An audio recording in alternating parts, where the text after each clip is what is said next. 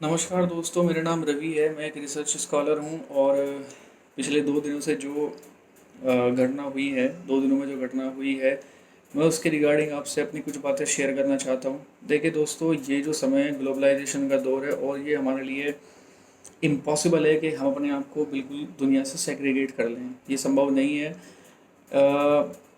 Problem trading के अंदर नहीं है, प्रॉब्लम हमारी पॉलिसीज़ के अंदर है। प्राचीन समय में पुराने जो समय था, एंशियंट जो इंडिया था, हमारा व्यापार दुनिया भर के साथ में होता था, चाइना के साथ भी होता था। और तभी से चाइना हमारा व्यापारिक होने के साथ साथ एक कल्चरल, एक सांस्कृतिक पार्टनर भी तब से हमारे साथ अब तक जुड़ा हुआ है। अब हेनसांग और फाइयान जैसे दो चीनी यात्री थे जिनके बारे में आपने इतिहास के अंदर पढ़ा होगा। वो भारत आए थे, भारत में कई साल तक रहे थे, यहाँ के सिस्टम और यहाँ की चीज़ों का उन्होंने अध्ययन किया था। और जब वो वापस गए तो उन्होंने बहुत ह्यूजली उनको अप्रिशिएट किया था, उस सिस्टम को अप्रिशिएट किया था, उन चीज़ों को अप्रिशिएट किया था, जिससे कि वेस्ट और ईस्ट दोनों जगहों पे भारत की जो साख थी वो सातवें आसमान पर थी। उस समय के अंदर जो हमारा लोकल जो मार्केट था, लोकल मार्केट हमारा इतना सशक्त था कि हम कह सकते हैं कि वो अपने पीक पर था। हमारे यहाँ इतने अच्छे सामान बनते थे कि पूरी दुनिया के अंदर उनकी बहुत डिमांड थी। लोग दूर दूर से सामान को खरीदने आते थे। अब समस्या कहाँ पैदा होती है? अंग्रेज़ भारत के अंदर आते हैं, यहाँ की लोकल इंडस्ट्रीज़ को बर्बाद करते हैं और हमें मजबूर करते हैं कि हम टोटली अंग्रेज़ों पर डिपेंड हो जाएं। लेकिन दोस्तों, वो समय जा चुका है। अब हमारे पास अपनी गवर्नमेंट है, हमारे पास अपनी पॉलिसीज़ है। 70 साल हमें आज़ाद हुए हो चुके हैं। ये टोटल डिपेंड करता है अब हमारी अपनी गवर्नमेंट पे कि वो किस तरह की पॉलिसीज़ को अब फॉलो करते हैं। वो किस तरह की जो चीज़ें देश के अंदर लेके आते हैं जिससे कि देश में लोकल इंडस्ट्रीज़ को बढ़ावा मिले। इस बात से आप भी इत्तेफाक नहीं रखते होंगे कि जो करंट गवर्नमेंट है, जो प्रीवियस गवर्नमेंट रही है, बहुत हद तक आज अगर चाइना हमारे देश में घुस चुका है तो बहुत हद तक इसके लिए पुरानी सरकारें या जो जो हमारी करंट सरकार है वो इसके लिए ज़िम्मेदार है, क्योंकि ये कभी स्ट्रॉन्ग पॉलिसी लेके आ ही नहीं सके। अब जहाँ तक चाइनीज़ सरकार की बात है कि तो चाइना के अंदर ना फेसबुक चलता है, ना गूगल चलता है, ना उसके अंदर व्हाट्सएप चलता है। लेकिन ये एक स्ट्रॉन्ग प्लेटफॉर्म हो चुके हैं, सोशल मीडिया के तौर पे अपने आप को इस्टेब्लिश कर चुके हैं और हर एक व्यक्ति इनसे जुड़ा हुआ है। तो चाइनीज़ सरकार ने क्या किया, इनके सब्सिट्यूट के तौर पर फेसबुक की जगह क्यू लेके आ गया, व्हाट्सएप की जगह वी चैट लेके आ गया, गूगल की जगह यूसी ब्राउज़र आ गया। टोटली सेल्फ मेड जो सॉफ्टवेयर्स हैं, जो सेल्फ मेड प्लेटफॉर्म है, उनको लगातार वो बढ़ावा दे रहा है। अब क्वेश्चन ये आता है कि जो हमारी गवर्नमेंट है या जो प्रीवियस में गवर्नमेंट रह चुकी हैं, उन्होंने ऐसी कौन सी पॉलिसी बनाई कि जिससे कि हमारा जो आईटी सेक्टर है वो उस लेवल तक compete कर सके।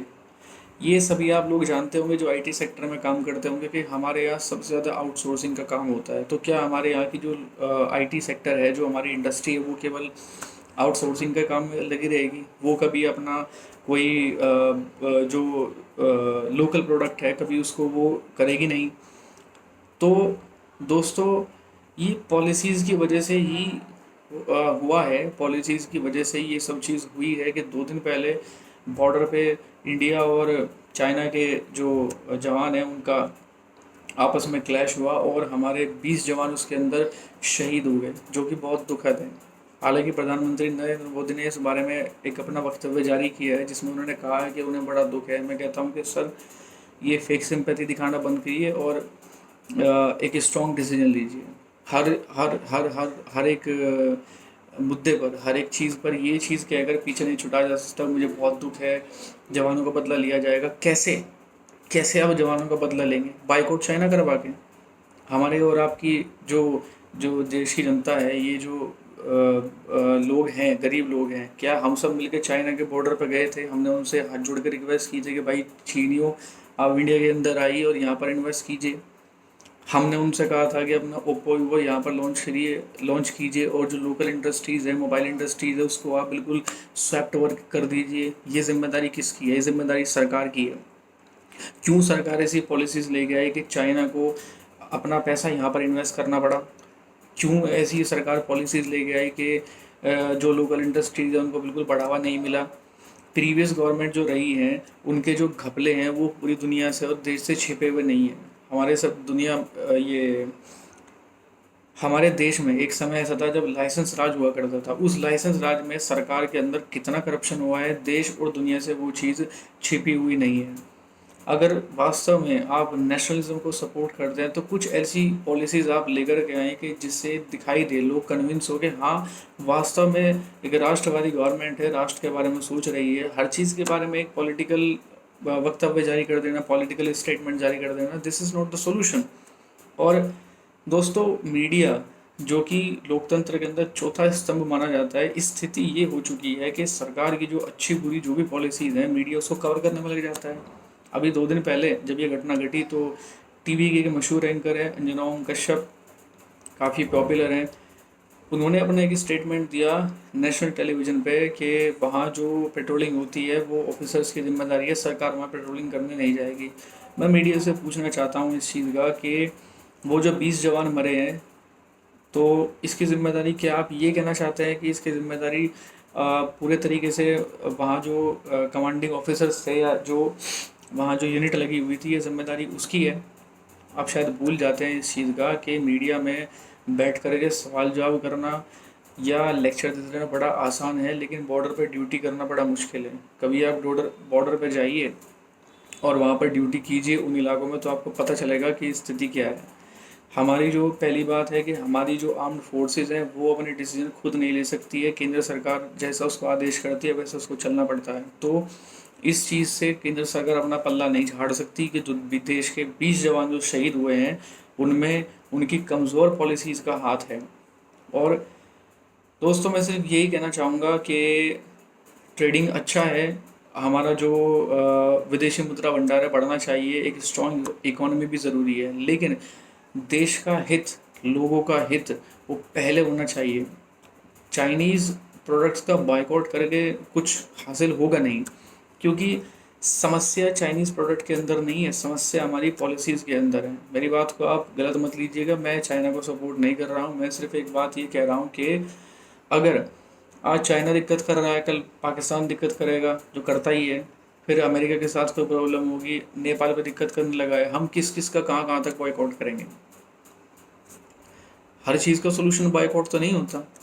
ग्लोबलाइजेशन का दौर है, जब तक आप दूसरों के साथ में कंधा से कंधा मिलाकर नहीं चलेंगे तब तक आपके यहाँ ग्रोथ संभव है नहीं। तो सरकार से मेरा अनुरोध है, और मैं यही कहना चाहूँगा कि सरकार ऐसी स्ट्रॉन्ग पॉलिसीज़ लेके आए। बार बार मैं इस चीज़ पर एम्फेसिस कर रहा हूँ कि स्ट्रॉन्ग पॉलिसीज़ का होना बहुत ज़रूरी है। जिस तरह से चाइना ने, अमेरिका ने अपने आप पॉलिसीज़ ला करके अपने आप को एक इकोनॉमिक एक सुपर पावर बना लिया, तो हमें भी ऐसी स्ट्रॉन्ग पॉलिसीज़ की ज़रूरत है कि जो हमें इकोनॉमिक पावर बनाने में हेल्प करेंगी।